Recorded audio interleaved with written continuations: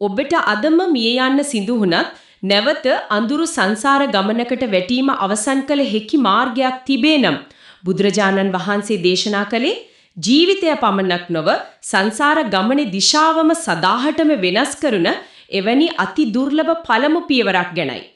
එහිදී බිඳ වැටෙන්නේ ලෝකයේ විශාලතම මායාවයි මම යන මායාවයි.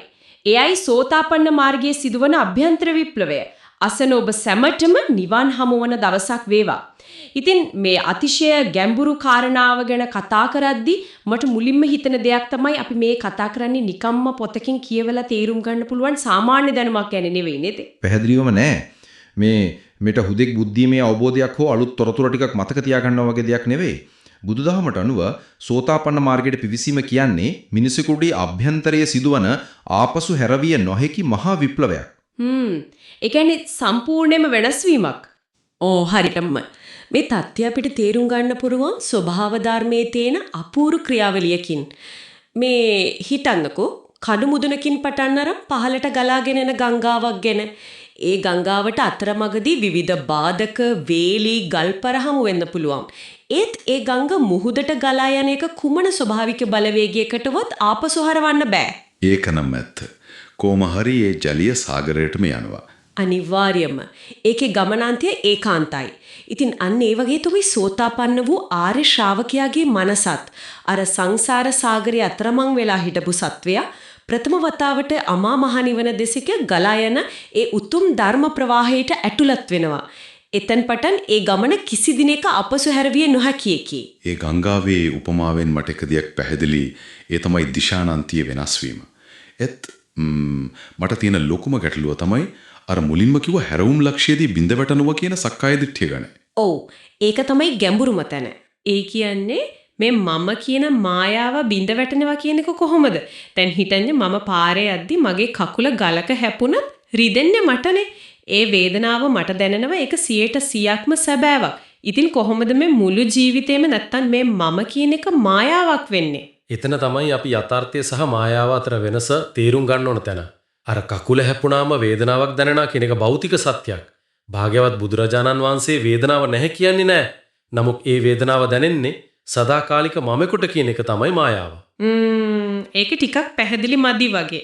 මේක තේරුම් ගන්න අපි අර සම්භාව්‍ය උපමාවකට යමු.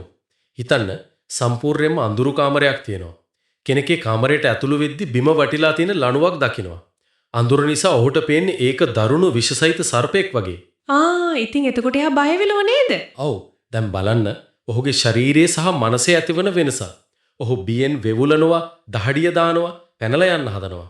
ඒ දැනෙන බිය අර වෙවුලීම 100%ක්ම සැබෑවක්. හරියටම. මොකද එයාගේ කෝණයෙන් බැලුවොත් එතන ඇත්තටම සර්පෙක් ඉන්නවා. ඒ බිය බොරුවක් නෙවෙයි. ඒක ඇත්ත. හැබැයි මේ සියලුම සැබෑ ප්‍රතික්‍රියාවලට හේතු වුණේ මුලාවෙන් ගොඩනගාගත්තු මායාවක්. දැන් හිතන්න කවුරු හරි ඇවිත් ඒ කාමරයේ ආලෝකයක් දල්වනවා. ආලෝකය වැටුණු ගමන් අර පුද්ගලයාට පේනවා මේ ඉන්නේ සර්පයෙක් නෙවෙයි මේක නිකම්ම ලණුවක් කියලා. එතකොට අර බය සම්පූර්ණයෙන්ම නැති වෙලා යාලවා. අන්න හරි. එතනදී ඔහුට අර සර්පයා එක්ක සටන් කරන්න අවශ්‍ය වෙන්නේ නැහැ. සර්පයා මරන්න ඕනේ වෙන්නේ නැහැ. මොකද මුල ඉඳලම එතන සර්පයෙක් හිටියේ නැහැ කියන එක ඔහු ප්‍රඥාවෙන් දකිනවා. අර දැඩි බිය ක්ෂණිකව අතුරුදන් වෙනවා. ඉතින් සෝතාපන්න මාර්ග ඥානය කියන්නේත් අන්න ඒ වගේ ප්‍රඥාවේ ආලෝකයක්. ඒ කියන්නේ ආලෝකය වැටුණු ගමන්ම අර මායාව දුරු වෙනවා. ඔව් ආලෝකය වැටුණු වහාම මෙතෙක්කල් මම මගේ කියා දැඩිව අල්ලගෙන හිටපු සක්කාය දිට්ඨිය කියන අන්ධකාරය මුළුමනින්ම බිඳ වැටෙනවා. එතකොට ඒ කියන්නේ අපි මේ මම කියලා ආමන්ත්‍රණය කරන්නේ අර ලණුව දැකලා සර්පෙක් කියලා රැවටුණා වගේ අපේම ශරීරයට සහ මනසට රැවටීමක්ද? එහෙනම් මේ සත්‍ය වශයෙන්ම ක්‍රියාත්මක වෙන යන්ත්‍රණය මොකක්ද? අපි මේ මම කියලා අල්ලගෙන ඉන්නේ මොකක්ද කියන එක ටික පැහැදිලි කරමුද? මේක තමයි බෞද්ධ මනෝවිද්‍යාවේ ගැඹුරම තැන. භාග්‍යවත් බුදුරජාණන් වහන්සේ දේශනා කළ පරිදි අපි මේ මම කියලා මුලාවෙන් අල්ලාගෙන ඉන්නේ නිරන්තරයෙන්ම වෙනස් වන ස්කන්ධ පහක. එනම් කොටස් පහක එකතුවකටයි. මේක පංචස්කන්ධය කියලා හඳුන්වනවා. අපි මේක ප්‍රායෝගික සිදුවීමකින්ම තේරුම් ගනිමු. ඔව් ඒක ගොඩක් හොඳයි. හිතන්න ඔබ කාමරේ ඉන්නකොට කවුරු හරි ඔබට ඉතා නරක වචනයකින් බනිනවා ඇහෙනවා නේද? එතනදී ක්ෂණිකව ඔබට තරහ එනවා නේද? අනිවාර්යයෙන්ම සාමාන්‍ය මෙතනදී මට බින්නා මට තරහ ගියා කියන හැඟීම තමයි එන්නේ. අන්නේ ඒ මට තරහ ගියා කියන සිතිවිල්ල හැදින්න මිලිතත්පර ගණනක් ඇතුළත ක්‍රියාවලි 5ක් සිද්ධ වෙනවා. පළමුවෙන්නේ තමයි රූපස්කන්ධය. මෙතනදී රූපය කියන්නේ බාහිරින් ආපු ශබ්ද තරංග සහ ඔබේ කන කියන භෞතික ඉන්ද්‍රිය. මේවා පඨවි, ආපු, තේජෝ, වායෝ කියන සතර මහා භූතයන්ගෙන් හැදුණු භෞතික දේවල් විතරයි. ඒ කියන්නේ භෞතික පැත්ත විතරයි. ඔව්. දෙවන්නේ තමයි වේදනාස්කන්ධය. අර ශබ්දය කනේ වැදෙනු ගමන් මුලයට දැනෙන ඊ타මත් ප්‍රාථමික ක්ෂණික සංවේදනය. එතනදී එක වචනයක් කියලාවත් දන්නේ නැහැ. හුදෙක් කනට දැනෙන අමිහිරි සංවේදනයක් විතරයි. පොඩ්ඩක් ඉන්න. ඒ කියන්නේ වේදනාව කියන්නේ අපි සාමාන්‍යයෙන් හිතනවා වගේ අර දුක හෝ වේදනාව නෙවෙයි හුදෙක් සංවේදනයක් පමණයි නේද? නිවැරදි. ඒ සැප, දුක් හෝ උපේක්ෂා සාගත සංවේදනයක් පමණයි. ඊළඟට තෙවුණු වෙනෝ සංඥාස්කන්ධය. මෙතනදී තමයි අපේ මනස අර කලින් ආපු සංවේදනේ හඳුනාගන්නේ. අපේ මතක ගබඩාව පාවිච්චි කරලා මනස කියනවා මේක බැනුමා. මේක මට අපහාස කරන වචනයක් කියලා. එතකොට තමයි තේරුම එන්නේ. ඔව්. හතරවෙනුව තමයි සංඛාර ස්කන්ධය ක්‍රියාත්මක වෙන්නේ. සංඛාර කියන්නේ චේතනා සහිත මානසික හැඩගැස්ම. අර බැනුම හඳුනාගත්තු ගමන් ඒකට ප්‍රතිචාරයක් විදිහට තරහව, වෛරය හෝ ගැටීම කියන මානසික තත්වය නිර්මාණය වෙන්නේ මෙතනදී. ඒ කියන්නේ ප්‍රතික්‍රියාව තමයි සංඛාර. හරියටම. අවසාන වශයෙන් පස්වැන්න විඥානීය ස්කන්ධය. විඥානය කියන්නේ මේ සම්පූර්ණ අරමුණ දැනගැනීමේ ස්වභාවය. මේ ශබ්දය, සංවේදනීය හඳුනා ගැනීම සහ තරහව කියන සියල්ල පිළිබඳව ඇතිවන දැනුවත්භාවය. හම්මෝ ඒක ඇත්තරම පුදුම සහගතයි. ඒ කියන්නේ මේ කොටස් පහ අර රූප, වේදනා, සංඥා, සංඛාර, විඥාන කියන ස්කන්ධයන් හරියට චිත්‍රපටයක රූපරාමු වේගයෙන් යනවා වගේ එක දිගට ක්‍රියාත්මක වෙනවා. ඒක හරිම වේගවත්. ඒක කොච්චර වේගවත්ද කියනවනම් අපි හිතනවා මේක ඇතුලේ මම කියලා එක්කෙනෙක් ඉඳගෙන මේවා ඔක්කොම පාලනය කරනවා කියලා. අනේ ඒකයි සැබෑ තත්ත්වය. මේ ස්කන්ධ පහ කිසි විටකත් එක තැන පවතින ස්ථිර දේවල් නෙවෙයි. ඒවා හේතු ප්‍රත්‍යයන්ගෙන් හටගෙන ඒ මොහොතේම විනාශ වී යනවා. අර ශබ්දේ නැති වුණාම ඒකත් එක්ක බැඳුණු සංවේදනයක් නැති වෙනවා. ඒත් අපි එහෙම හිතන්නේ නැහැනේ. නෑ. සාමාන්‍ය පෘථග්ජන පුද්ගලයා මේ නිරන්තරයෙන් වෙනස් වන ක්‍රියාවලිය දෙස බලන්නේ අවිද්‍යාවෙන්. ඌ මේ తాවකාලික ක්‍රියාවලිය අල්ලගෙන කියනවා මේක මගේ ආත්මය, මේ ඉන්නේ මම, මටයි තරහ ගියේ කියලා. මේ දැඩි ග්‍රහණය කර ගැනීම නැත්තම් අල්ලා ගැනීම තමයි බුදුදහමේ උපාදානීය කියලා හඳුන්වන්නේ. එතකොට තමයි උපාදාන ස්කන්ධය හැදෙන්නේ. ඔව්.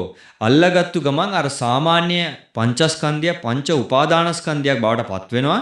දුක හටගන්නේ යන්නේ එතනදී. පැහැදිලි. එතකොට මේ සෝතාපන්න උත්තමයා මේ සිදුවීම දකින්නේ කොහොමද? කවුරු හරි බණිද්දි ඒ කෙනාට මේ ස්කන්ධ පහ ක්‍රියාත්මක වෙන්නේ නැද්ද? ස්කන්ධ පහ ක්‍රියාත්මක වෙනවා.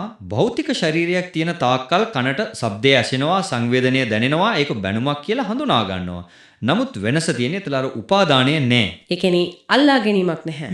හරියටම ප්‍රඥාවේ ආලෝකයේ තුලින් මේ උත්තමයා දකිනවා මේක හුදෙක් හේතු නිසා හටගෙන විනාශ වී යන ක්‍රියාවලියක් විතරයි. මෙතන බැනුම් මහන්න මම කියලා ස්ථිර කෙනෙක් නෑ කියලා. අර මම කියා ගොඩනගාගත් මායාව එතනදී සම්පූර්ණයෙන්ම බිඳ වැටිලායි තියෙන්නේ. ඉතින් මේ මෙතනදී ප්‍රායෝගික ප්‍රශ්නයක් මතුවෙනවා.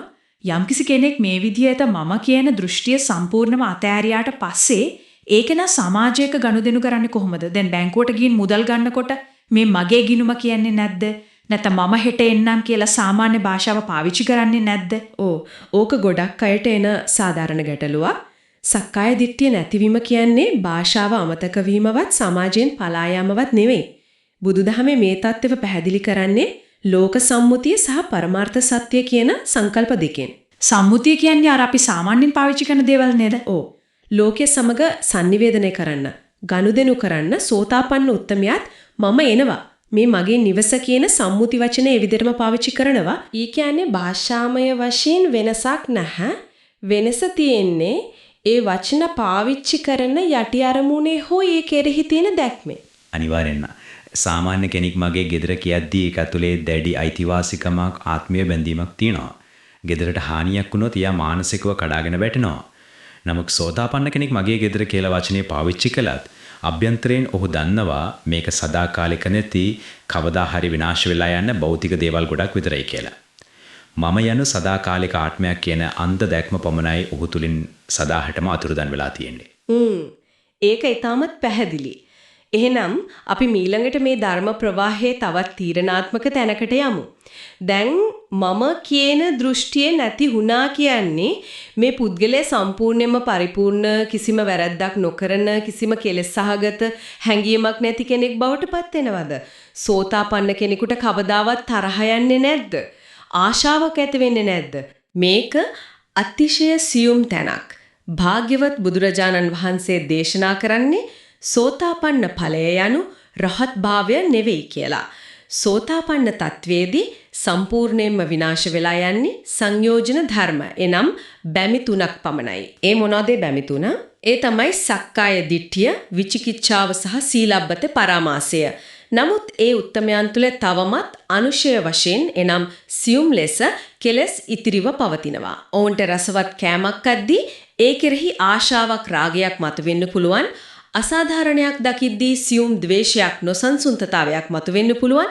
මානය වනි හැඟීම් මතුවෙන්න පුළුවන්. පොඩ්ඩක් ඉන්න. එතකොට සාමාන්‍ය පෘථග්ජන පුද්ගලයෙකුයි සෝතාපන්න උත්තමයෙකුයි අතර තියෙන ප්‍රායෝගික වෙනස මොකද්ද? දෙන්නටම තරහ යනවනම් දෙන්නටම ආශාවල් ඇති වෙනවනම් වෙනස අහසයි පොළවයි වගේ. සාමාන්‍ය පුද්ගලයෙක්ට තරහක් ආවම ඔහු ඒ තරහවට සම්පූර්ණයෙන්ම වහල් වෙනවා. ඔහු හිතන්නේ මේ මගේ තරහව මමයි තරහ ගත්තේ කියලා. ඒ නිසා ඔහු ඒ තරහවෙන් අනුන්ට පහර දෙන්න පුළුවන්, පලි ගන්න පුළුවන්, ඒ තරහව දවස් ගණන් හිතේ තියාගෙන දැවෙන්න පුළුවන්. ඉතින්නේ එයා මුලාවටපත් වෙලා ඉන්නේ. හරියටම. නමුත් සෝතාපන්න උත්තමයා කිසි දවසක ඒ ක්ලේශයන්ගේ වහලෙකු බවට පත් වෙන්නේ නැහැ. කෙලස් මතු වුණත් ඒක පෝෂණය කරන මම කියන මුල දැන් කැඩිලා ගින් තියෙන්නේ. ඒ නිසා ඔහුට තරහක් ආවත් ඔහු දකිනවා මේ ඇති උනේ තවත් එක සංකාරයක්. මේක අනිත්‍යයි, මේක මම නෙවෙයි කියලා. හා එතකොට අර තරහව දුර දිගේ යන්නේ නෑ. ඒ නිසා ඒ තරහව හෝ ආශාව වතුරේ ඇඳපු ඉරක් වගේ ෂණිකව මැකිලා යනවා. ඔවුන් කෙලෙස් වලින් මුලාවටපත් වෙන්නේ නැහැ. ඒක අපූර්ව පැහැදිලි කිරීම. ඉතින් ඊළඟට අපි කතා කරමු විනාශ වී යන දෙවන සංයෝජනීය. ඒ කියන්නේ විචිකිච්ඡාව ගැන. මේක බොහෝ දුරට සැකේ විදිහටයි අර්ථකථනය වෙන්නේ. අපේ ජීවිත දිහා බැලුවහම සංසාරේ පුරාම අපි ගමන් කරන්නේ හරියට ඝන මීදුමක් අතරින් පාර හොයන මගියෙක් වගේ නේද? ඔව්, ඒක හරිම නිවැරදි උපමාවක්. මේ මාවත හරිද? මරණින් මස්සේ මොකද වෙන්නේ? මේ මම කියන්නේ කවුද? මේ වගේ අනන්තවත් ප්‍රශ්න අතරේ අපි අතරමං වෙලා ඉන්නේ. අනිවාර්යෙන්ම අර මීදුමේ උපමාව මෙතනට ඉතාමත් කදිමයි. සාමාන්‍ය කෙනෙක් ධර්මයේ විශ්වාස කරන්නේ බාහිරින් කවුරු හරි කියපු නිසා, පොතක ලියලා තියෙන නිසා, එහෙමත් නැත්නම් සම්ප්‍රදායෙන් ආපු නිසා. ඒ විශ්වාසය ඇතුළේ කොනක හැමතිස්සෙම පොඩි සැකයක් තියෙනවා මේක ඇත්තද කියලා. ඒ කියන්නේ Tamanම දැකලා නැති නිසා. ඔව්. නමුත් සෝතාපන්න උත්තමයෝ ධර්මයේ දකින්නේ Tamanගේම අත්දැකීමෙන්, ආර්ය මාර්ගයේ ප්‍රඥාවෙන් දැකපු මොහොතේ අර සංසාරයක් පුරාවට පැවති ඝන අඳුරු මීදුම සදාහටම පහ වෙනවා. ඒ කියන්නේ ඒක අන්ධ විශ්වාසයක් නෙවෙයි. හරියට අපි යම්කිසි යන්ත්‍රයක ක්‍රියාකාරීත්වය අපි S2කින්ම දැක්කට පස්සේ මේක වැඩ කරන්නේ කොහොමද කියන සැකය අපේ හිතින් සදාහට නැති වෙලා යනවා වගේ දෙයක්ද? හරියටම. ඒක අත්දැකීමෙන් උපදින නිසල අචල ශ්‍රද්ධාවක්. මේ ආර්ය අෂ්ටාංගික මාර්ගයේ ඒකාන්තයෙන්ම දුකේ අවසානය කරගෙන යනවා කියන පරම සත්‍ය ඔවුන්ගේ හදවතේ තහවුරු වෙනවා. එයින් පසු මොන බාහිර බලවේගයකටවත් වෙනත් කිසිම දර්ශනයකටවත් ඒ ශ්‍රද්ධාව සෙලවිය නොහැකිය. ඒක හරිම ප්‍රබලයි. ඒත් එක්කම බැඳුණු තුන්වෙනි කාරණය තමයි සීලබ්බත පරාමාසය දුරු වීම. සමාජයේ ගොඩක් අය විමුක්තිය හොයන විදිහ දැක්කාම මට මතක් වෙන්නේ ගැඹුරු වතුරේ ගිලෙමින් ඉන්න මිනිසෙක් තමන්ව බේරගන්න වතුරේ පාවෙලා යන පිදුරු ගහක් තදින් අල්ලගන්න හදනවා වගේ දර්ශනයක්. ඒ උපමාවත් හරිම ගැඹුරුයි. මිනිස්සු හිතනවා විවිධ බාහිර චාරිත්‍ර, යාතු කර්ම, වත්පිළිවෙත් කළාම එහෙමත් නැත්නම් නිශ්චිත ඇඳුමක් ඇඳාම, ගස් ගල් වලට වැන්දාම Tamanට නිවීමක් ලැබේවි කියලා නේද? ඔව්. ගිලෙන මිනිසාට ඒ පිදුරු ගහෙන් කිසිම රැකවරණයක් ලැබෙන්නේ නැහැ වගේම බාහිර චාරිත්‍ර වාරිත්‍ර පමණක් හිස් මුදුනින් පිළිගැනීමෙන් කෙනෙකුට අභ්‍යන්තර නිවනක් අත්දකින්න ලැබෙන්නේ නැහැ. සෝතාපන්න උත්තමයා අතිශය පැහැදිලිව දකිනවා විමුක්තිය උදෙසා යම් බාහිර ක්‍රියාවක් මත යැපීම නිෂ්ඵලයි කියලා. මෙතනදී ගොඩක් අයට වෙන වරදීමක් තියෙනවා. ඒ මොකක්ද? සමහරු හිතනවා සීලබ්බත පරාමාසය නැති වෙනවා කියන්නේ ඔවුන් සීලය රකින්නේ නැහැ සමාජ සම්මතයන් බිඳිනවා කියලා. ඒක වැදගත් කාරණයක්. එතකොට උන්ගේ සීලය සාමාන්‍ය කෙනෙකුගේ සීලයට වඩා වෙනස් වෙන්නේ කොහොමද? සාමාන්‍ය කෙනෙක් සීල් රැකෙන්නේ බොහෝ වෙලාවට බිය නිසා. මිරේට යයි කියන බියට, සමාජයෙන් නින්දා ලැබෙයි කියන බියට, එහෙමත් නැත්නම් මරණින් මාසේ දිව්‍ය ලෝක යන තියෙන ආශාවට. ඒක හරියට ගනුදෙනුවක් වගේ. වාසියක් බලාගෙන කරනවා වගේ. නමුත් සෝතාපන්න උත්තමයා සිල් රකින්නේ බියට හෝ ආශාවට නෙවෙයි. ඔවුන් තුල තියෙන සීලය අභ්‍යන්තර පිරිසිදුකමේ ස්වභාවික ප්‍රකාශනයක්. යථාර්ථය දැකපු කෙනාට සතෙක් මරන්න, හොරකම් කරන්න, බොරු කියන්න හිතෙන්නේ නැහැ. ඒක ස්වභාවිකවම ගිලී යනවා. ඔවුන් කිසි දිනෙක දැන පංචශීලයේ කඩ කරන්නේ නැහැ. බුදු දහමටනු මෙය ආර්යකාන්ත සීලයේ ලෙසයි හඳුන්වන්නේ. එය කිසිදු බාහිර බලපෑමක් නැති නොකඩුණු පිරිසුදු සීලයක්. අපගේ මේ සාකච්ඡාවේ අවසාන භාගයට එළඹෙන්න ඉන්න මේ මොහොතේ මට නැවතත් අර මුලින් කතා කරපු ගංගාවේ උපමාවට යොමු වෙන්න සිතුණා. සෝතාපන්න කෙනෙකුගේ ජීවිතයත් හරියටම ගඟක් වගේ කියලා අපි කිව්වා. ගඟක් ගලාගෙන යද්දී නිරන්තරයෙන්ම මහ ගල්පර වංගු හමු වෙන්න පුළුවන්.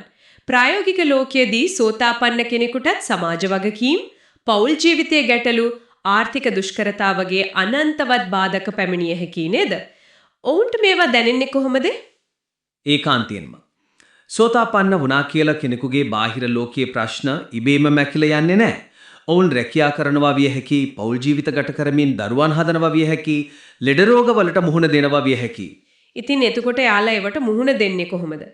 මේ තියෙන ගැඹුරුම සත්‍ය තමයි අර ගංගාවට කොපමණ ගල්පර හමු වුණත් එහි ජලය අවසානයේ කෙසේ හෝ මහා සාගරයේ කරාම ගලා යනවා වගේ සෝතාපන්න ජීවිතයේ අභ්‍යන්තර දිශාව කිසිදා වෙනස් නොවන පරිදි නිවන දෙසටම යොමු වී තිබීම. ඔවුන් කුමන දුෂ්කරතාවයකට මුහුණ දුන්නත් ඔවුන්ගේ හදවතේ ගැඹුරුම තැන අර යථාර්ථවාදී අවබෝධය හැම විටම ක්‍රියාත්මක වෙනවා. ඒ කියන්නේ අර ප්‍රඥාවෙන් දකින්න එක නේද? ඔව්. මේ වෙනස් වන රූපය මගේ නොවේ, මේ දැනෙන වේදනාව මගේ නොවේ, මේ සිතේ හටගන්නා සියල්ල මගේ නොවේ කියන ප්‍රඥාව ඔවුන්ව ඒ ප්‍රශ්නවල ගිලෙන්න නොදී ආරක්ෂා කරනවා. ඒ කියන්නේ එයාලා හරියට මඩ ගොහරුවක ඉපදුනත් ඒ මඩවල නොගෑවි ජලයෙන් ඉහළට මත්තු වෙලා අලංකාරව විකසිත වෙන නෙළුම් මලක් වගේ. මේ සංකීර්ණ සමාජය ඇතුලේ ජීවත් වුණත් අටලෝ දහමෙන් තමන්ගේ අභ්‍යන්තරය කිලිටි කරගන්නේ නැතිව ඉන්න එක තමයි මේ මාවතේ තියෙන ශ්‍රේෂ්ඨත්වය. ඊටමත් නිවැරදි. මේ සංසාරයේ දිගු අඳුරු රාත්‍රිය තුල අර ආලෝකයේ පළමු කිරණය දුටුවේ ආර්ය ශ්‍රාවකයා කොතරම් බාධකාවත් අවසානයේ සම්පූර්ණ ආලෝකයේ වූ අමා මහ නිවන කරාම ගමන් කරනවා. ඔවුන්ගේ මාවත දැන් අතිශයින්ම පැහැදිලි. ඉතින් මේ ගැඹුරු සාකච්ඡාව අවසන් කරන්න කලින් අපි හැමෝටම තනිවම හිතන්න පුළුවන් ප්‍රබල කල්පනාවක් ඉදිරි කරලා යන්න මම කැමතියි. අපි සාමාන්‍යයෙන් හිතන්නේ මම කියන කෙනා අතීතයේ ඉඳන් ජීවත් වෙලා අදත් ඉඳලා අනාගතයට ගමන් කරනවා කියලා නේද? අපි හැම වෙලේම අතීතය ගැන පසුතැවෙනවා නැත්නම් අනාගතය ගැන බියෙන් ඉන්නවා. ඒක තමයි සාමාන්‍ය ස්වභාවය. නමුත් බුදුදහමට අනුව අපි මේ සාකච්ඡා කළ විදිහට මං කියන්නේ මේ තත්පරේ හටගෙන විනාශ වෙන රූප, වේදනා, සංඥා, සංඛාර, විඥානය කියන පංචස්කන්ධයක් විතරක් නම් තත්පරයකට කලින් හිටපු මම දැන් නැත්තම් ඊළඟ තත්පරේ එන මම ගැන අපි මේ තරම් බරක් කරට ගන්නේයි. ඒක ඊටමත් බැඹුරු පණයක්. සෝතාපන්න කෙනෙක් මේ ක්ෂණේ ජීවත් වෙන්නේ මේ මායාව අවබෝධ කරගත්තු නිසායි. මේ සදාතනික විනාශ වීම මම කියලා අල්ලා නොගෙන හුදෙක් සිදුවෙන ක්‍රියාවලියක් විදිහට දකින්න උත්සාහ කළොත් සමහර විට අපේ ජීවිතවල තියෙන ලොකුම පීඩනයන් අදම අතුරුදන් වෙලා යාවි. ඒ ගැන ටිකක් ගැඹුරින් කල්පනා කරලා බලන්න. ඒ සැබවින්ම ජීවිතේ වෙනස් කළ හැකි. නිරන්තරයෙන්ම මෙනෙහි කළ යුතු අතිශය ගැඹුරු ධර්මතාවයක්. සක්කාය දිට්ඨියෙන් තොරව ලෝකයේ දැකීමට දරන ඒ උත්සාහය තමයි සැබෑ නිදහස කරා යන පළමු පියවර. නිවෙනින් සැනසීම උදෙසා වූ තවත් හරවත් දේශනාවකින් හමු වෙමු. තෙරුවන් සරණයි.